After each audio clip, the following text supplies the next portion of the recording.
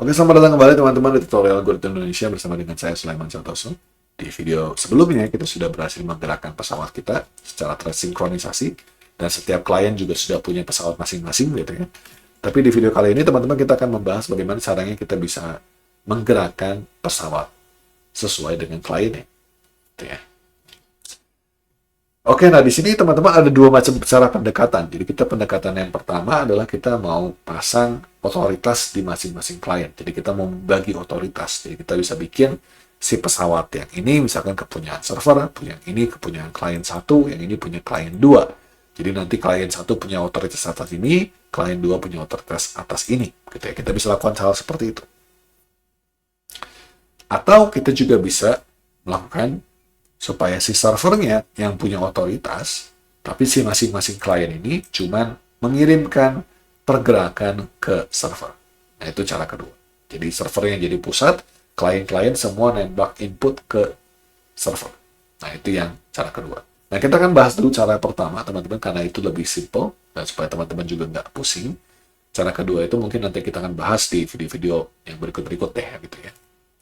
Oke, kita coba dulu.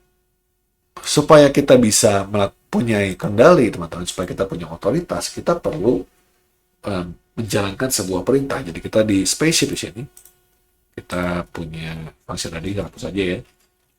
Kita punya function namanya enter tree. Enter tree ini terjadi kalau misalkan si spaceship-nya pertama kali masuk ke dalam game kita bisa panggil sebuah fungsi namanya set multiplayer authority. Nah, set multiplayer authority ini menerimanya itu adalah ID, sebuah unique ID yang diberikan untuk setiap peers. Jadi kalau teman-teman ingat, di video kita connect, kita setiap peers itu punya ID sendiri. Nah, set multiplayer authority ini akan memberikan ID. Jadi kalau saya pasang set multiplayer authority, misalkan di sini saya pasang 1, maka nanti si spaceship ini adalah kepunyaan daripada si server. Otoritasnya adalah si otoritas server. Jadi kalau teman-teman lihat di bawah, di codingan saya di sini, saya punya if is multiplayer authority. Pada defaultnya, multiplayer authority itu adalah si server. Tapi kalau saya set di sini, misalkan ke client nomor 989 gitu ya, maka sekarang multiplayer authoritasnya adalah di ID yang segini. Gitu ya. Jadi hanya ID yang segitu yang bisa menggerakkan. Semoga bisa dimengerti. Nah, jadi supaya kita bisa dapat si unique ID-nya, gimana caranya? Kita bisa operkan saat kita bikin si pesawatnya. Jadi di sini, kita kan tadi sebelumnya kita punya sebuah parameter namanya index. Nah, kita bisa tambahin lagi index ini dengan ID atau ID peers gitu. Nah, ID peer-nya ini bisa kita operkan. Jadi kalau yang server punya, ya kita kasih 1 aja begitu. Kalau yang pemain lain, kita bisa kasih begini. Nah, karena kebetulan kita sudah menggunakan for each di sini. Jadi for each ini akan mendapat semua ID dari komputer. Nah, kalau kita udah punya nih ID-nya, kita bisa pasang di mana? Kita pasang aja misalkan di sini di dalam namanya. Kita bisa pasang player instance. Diisi dengan misalkan ID peer tapi jadi string. Jadi si ID-nya yang tadinya saya oper di sini itu berubah ke nama daripada player instance. Ini kalau saya coba jalanin ya teman-teman. Kita connect-nya 2 dulu aja ya. Nah, sini teman-teman bisa lihat sekarang namanya itu adalah 1 dan 10 berapa gitu ya. Tadinya kan SIP 1, SIP 2 gitu ya. Tapi sekarang jadinya adalah ID daripada si peers-nya. Oke. Dan juga teman-teman bisa lihat di sini ada sesuatu yang aneh juga, yaitu si pesawat di server, dia tetap berjejer seperti ini. Tapi pesawat di client 1, dia nempel di 00. Nah, kenapa seperti itu? Karena begitu kita set multiplayer authority, maka kita akan langsung synchronize dia di client. Dan karena dia synchronize di client, tidak punya position yang ada di server.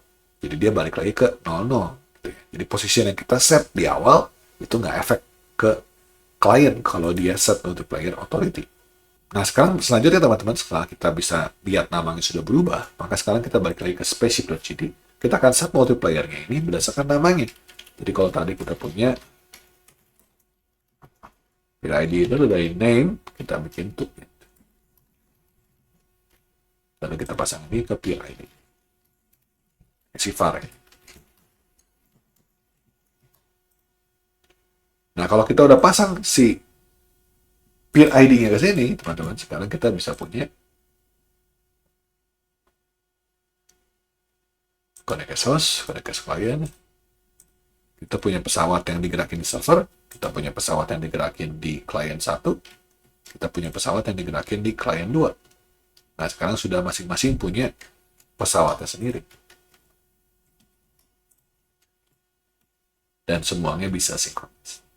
Cuma ada sedikit permasalahan tadi teman-teman, karena begitu kita pindah menggunakan set multiplier authority di sini, si posisinya direset teman-teman, jadi 00 lagi semuanya. Nah, gimana caranya kita bisa bikin supaya propertinya itu bisa pindah sesuai dengan yang kita pengen.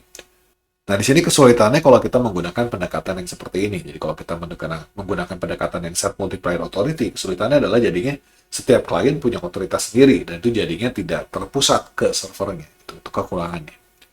Jadi kalau kita pengen seperti ini, kita udah repot teman-teman caranya. Di sini contohnya caranya saya bisa akalin sih teman-teman. Jadi kita tadinya kan cuma oper si ID-nya doang, kita oper indeksnya sekarang. Kita oper indeksnya juga, kita pisahkan menggunakan strip gitu. Jadi dari si string ini, kita bisa tahu posisinya. Jadi kita bisa pindahin ke spaceship GD lagi. Jadi nggak bisa begini ya teman-teman ya, tapi kita harus bagi dulu si name-nya itu, jadi pakai menggunakan split. Splitnya berdasarkan strip begini. Lalu kita ambil yang ke pertama, itu berarti yang si ID peers. Lalu untuk posisinya teman-teman kita bisa panggil sama split ke 1 tapi lalu kita bisa set positionnya menggunakan si persamaan yang sebelumnya.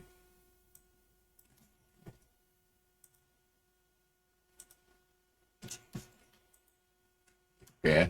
Nah, kalau kita pakai seperti ini, barulah kalau kita jalankan connect as host, connect as client. Nah, kita punya pesawat yang sudah sesuai.